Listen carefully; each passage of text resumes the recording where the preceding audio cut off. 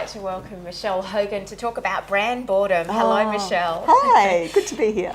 Michel, you write for Smart Company and you have a blog called Brand Matters, and I'm going to plunder that mercilessly today because brand boredom is something you've written about recently. I have, indeed. Look, I have experienced brand boredom, and I think a number of entrepreneurs who watch our videos have too. It's that moment where everything is working and you're on message, but you within the company are really bored with it.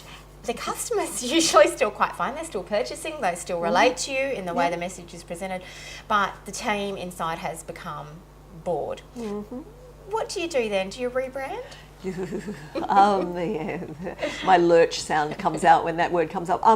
It's interesting because brand boredom, to me, it's like a syndrome. I call it a syndrome. There's a few syndromes around brand, and brand boredom's one of them. And it does generally manifest itself when, things have been going along for a while, the same message is being used, the same, the same stuff's driving things, it's been driving it for a while. And it does generally enter the organisation through the marketing department, sad to say, and they'll come along and they'll be like, I had this idea and we've been doing this other stuff for a while and I think we need to freshen it up, and they quite often end up framing it as a rebrand. There is no such thing as a rebrand that's done through marketing, and there's no such thing as rebrand anyway, but we can sidetrack that very easily, but that's a whole nother discussion. But what people need to do is stand back and realise that when you're getting bored, it's probably about the time. It's about you, and it's probably about that's probably around the time that the rest of the marketplace is just getting aware of you. Yeah. And you're just starting to get a bit of traction. And so, it's so true. When you're all of a sudden you're starting to get traction, and then you're. I think you're starting, and so people wonder why this stuff doesn't work. It's because you're not giving it enough time to work. From an entrepreneurial point of view, I mean, would your advice be go take up a hobby or something, and keep doing what you're doing? Build some of that traction. My advice would be, go look for some other things to change. Yeah.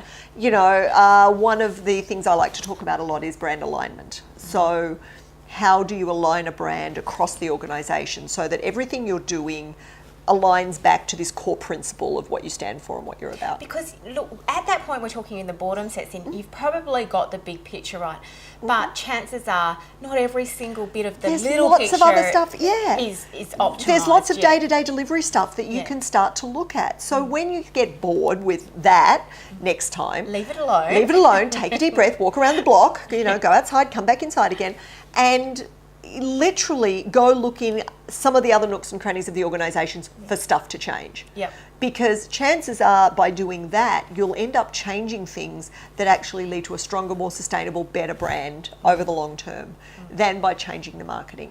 Generally speaking, this marketing churn, goes on about every 2 to 3 years. It's cycling shorter. And is this really about marketing professionals keeping themselves fully busy, occupied and fully engaged, or fully employed? I think there's a piece of that. I've got to sort of justify my existence. I think there is also a genuine, what's the word? It's sort of not a complacency, but it almost is. It's sort of, we've been looking at this every day and, it really just doesn't have any juice anymore. And it intersects at that point with... Isn't that interesting? These generalisations. Yeah. And they just come from an individual point of view because... Absolutely. Really, a company is... of course it's about the people inside, but it's also about the customers. I bet they haven't been saying it has no juice. No, there's still sales going on. It's got plenty of juice in the tank. And this is where I think it intersects, where the brand boredom syndrome intersects with another syndrome that I like to talk about, which is the bright shiny object syndrome. What's that? The shiny objects over there. And someone else's patch. The bright shiny object syndrome is exactly that. It's like, oh, look over what there. They're doing. Isn't that cool? Oh wow, that would be really cool to do. Yeah. And look at us, we're so dull in comparison. Or agencies come in and say, oh, look at all this wonderful stuff we're doing for everybody else. We could do something like this for you too. And so that's the bright shiny object syndrome. And so when you combine a little bit of brand boredom with a little bit of bright shiny object, you get wham, we need to redo this, we need to redo that, we need to and these things, it's diabolical for the organisation. It wastes and money and energy, huge amount of resources, huge resources. But what it also wastes is the work that's been done right? So when you don't appropriately leverage from one thing to the next, so when you don't try and carry whatever goodwill, whatever awareness, whatever currency you've built into what you've been doing forward into the next thing, you're essentially throwing it away. You're just wasting it. Now, is this why these mining companies are so goddamn profitable? Because they don't They never change anything. And they do the same, I same think thing they've been doing for 20 years. I think what they dig out of the ground and sell might have something to do with that. They might have one TV ad a decade. And that's it. But I think there are certainly marketplaces where stuff does need to stay fresh, and it does need to stay, you need to keep yourself in the consciousness of your customer. And that's not to say that that isn't important. And so a lot of these things get misconstrued and people take them to the polls, right? It's like, oh, so you're saying we should never change anything. No, that's not what I'm saying. What I'm saying is that you've got to give things a chance to work. Yeah. Part of the way you know whether they're working or not is build appropriate measures into place Yeah. when you're out there. So you can do it by gut feel if you like, but it's not a terribly scientific or... You're more likely to go to the polls, aren't you? You're more likely to go to the polls when you do it that way. So So put your appropriate measures in place, keep an eye on them, actively work to milk what you're doing.